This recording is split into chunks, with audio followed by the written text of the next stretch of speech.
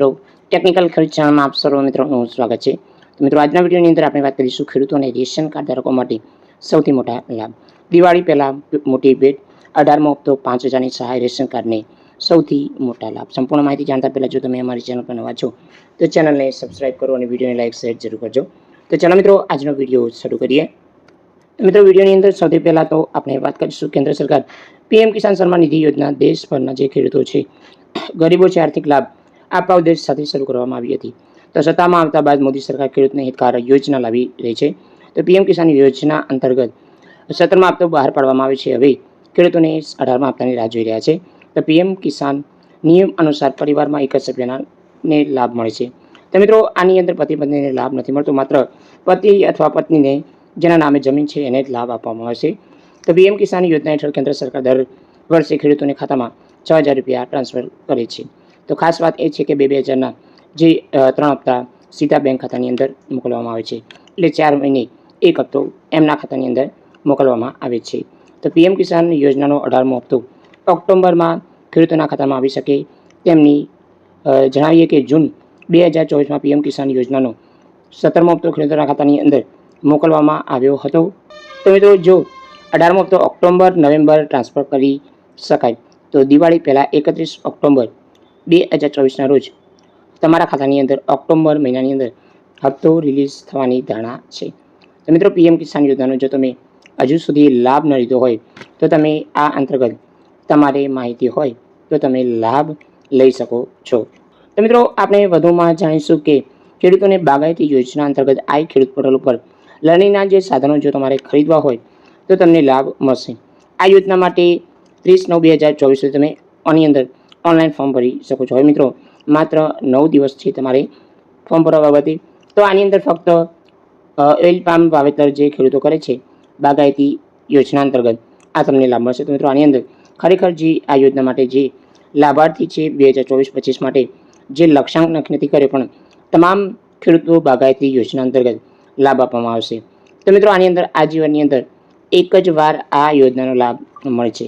જે ખેડૂતોએ આ યોજનાનો લાભ ન લીધો હોય તો તમે ફટાફટ જઈ આ ખેડૂત પોર્ટલ પર તમે અરજી કરી શકો છો। તો મિત્રો ખેડૂતોને સૌથી મોટી જાણકારી અનુસાર વેચાણ નોંધ નાના ખેડૂત ખરાઈ માટે હવે 6 એપ્રિલ 1995નો જે રેકોર્ડ છે એ ચકાસણી કરવામાં આવશે। તો મિત્રો જે ખેડૂત ખરાઈ છે એ અંતર્ગત સરકારે ભૂપેન્દ્ર પટેલ દ્વારા સૌથી મોટો નિર્ણય લેવામાં આવ્યો છે કે જે 6 એપ્રિલ 1995નો જે રેકોર્ડ મહેસૂલી વિભાગની અંદર હશે એ જ ખેડૂત ખરાઈ કરવામાં આવશે। તો મિત્રો જે પહેલાંના રેકોર્ડ છે 1951-52ના જે રેકોર્ડ મુજબ જે ખેડૂત ખરાઈ માટે નિયમબદ્ધ હોતા હતા તો મિત્રો હવે સરકાર દ્વારા જે નવા નિયમ અનુસાર ખેડૂત ખરાઈ માટે 6 એપ્રિલ 1995નો જે રેકોર્ડ છે એ ધ્યાને લઈ અને ખેડૂત ખરાઈનું જે પ્રમાણપત્ર છે એ આપવામાં આવશે। તો મિત્રો જે બિનખેતી માટે 1951થી ઇતિહાસ નહીં પણ હવે મિત્રો વર્ષ 1995નો જે રેકોર્ડ છે એ ધ્યાને લેવામાં આવશે। મિત્રો વધુમાં છે કે રેશન કાર્ડ ધારકોને દિવાળી પર વિતરણ કરવામાં આવશે। એ અંતર્ગત રેશન કાર્ડ ધારકોને 2 લીટર તેલ વિતરણ કરવા માટે જાહેરાત કરવામાં આવી હતી। તો 1 લીટર તેલ જન્માષ્ટમી તહેવારો નિમિત્તે કરવામાં આવ્યું હતું અને 1 લીટર તેલ દિવાળી નિમિત્તે કરવામાં આવશે। તો દિવાળી ઓક્ટોબર મહિનાને 31 ઓક્ટોબરના દિવસે છે તો તમને આ વિતરણ ઓક્ટોબર મહિનાની અંદર કરવામાં આવશે। સાથે મિત્રો સરકાર દ્વારા મફત રાશન, રાજ્ય સરકારનું રેગ્યુલર રાશન એ પણ વિતરણ કરવામાં આવશે। તો કેન્દ્ર સરકારનું વ્યક્તિ દીઠ જે રાશન છે એ મળશે અને રાજ્ય સરકારનું ચણા છે, તુવેર દાળ, ખાંડ, તેલ, મીઠું વિતરણ કરવામાં આવશે। સાથે મિત્રો આપણે જાણીએ કે જો તમને હજુ સુધી આ યોજનાનો લાભ ન લીધો હોય તો તમે લઈ શકો છો। યોજનાનું નામ છે સત્યવાદી રાજા હરિશ્ચંદ્ર મણોત્તર સહાય યોજના। તો આ યોજનાની અંદર 5000ની નાણાકીય સહાય આપવામાં આવે છે। આ યોજનાનો લાભ અનુસૂચિત જાતિ, નબળી આર્થિક સ્થિતિ ધરાવતા જે કુટુંબો છે સભ્યના મૃત્યુ પ્રસંગે મહત્તર ક્રિયા માટે 5000ની સહાય તમે આ યોજનાની અંદર ફોર્મ ભરી મેળવી શકો છો। તો આના માપદંડો વિશે જાણીએ કે મૃત્યુ પામનાર વ્યક્તિ અરજી કરનાર અરજદારજી ફક્ત અનુસૂચિત જાતિનો હોવો જોઈએ।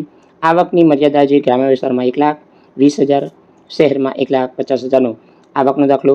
6 મહિના પછી તમારે અરજી કરવાની છે। મૃત્યુ પછી 6 મહિના પછી અરજી કરવાની છે। તો મિત્રો અવસાન પામેલ વ્યક્તિ મૃત્યુ નોંધણી પ્રમાણપત્ર ફરજિયાત રજૂ કરવાનું છે। મરણ પામનાર વ્યક્તિ કુટુંબમાં કોઈ એક જ વ્યક્તિ અરજી કરી શકે છે। તો આની અંદર નિયમો છે, ફક્ત નિયમોની અંદર શરતો છે। અનુસૂચિત જાતિનો જ હોવો જોઈએ, 1,20,000, 1,50,000 સુધીની આવક ધરાવતા હોવા જોઈએ. મૃત્યુ પછી 6 મહિના પછી અરજી કરવાની છે. તો મિત્રો આ અરજી માટે જે જરૂરી પ્રમાણપત્રો છે એની અંદર જાણીએ કે રેસ્ટોરન્ટના પૂર્ણાંક તરીકે વીજળી બિલ, લાયસન્સ, ભાડા કરાર, ચૂંટણી કાર્ડ, રેશન પૈકી હોવું જોઈએ. મરણનું પ્રમાણ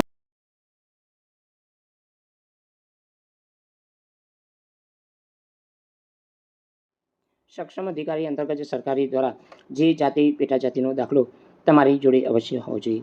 આટલા પ્રમાણપત્રો તમે હોય તો તમે સમાજ કલ્યાણ અંતર્ગત જે ઓફિશિયલ વેબસાઇટ છે એની અંદર ફોર્મ તમે ડાઉનલોડ કરી અને ઓનલાઈન ફોર્મ ભરવાનું નથી, માત્ર ઓફલાઈન તમારે જે સમાજ સુરક્ષાની કચેરી અંતર્ગત તમારે આની અંદર ફોર્મ ભરવાનું રહેશે. તો જય હિન્દ મિત્રો, વંદે માતરમ, જય ગરવી ગુજરાત.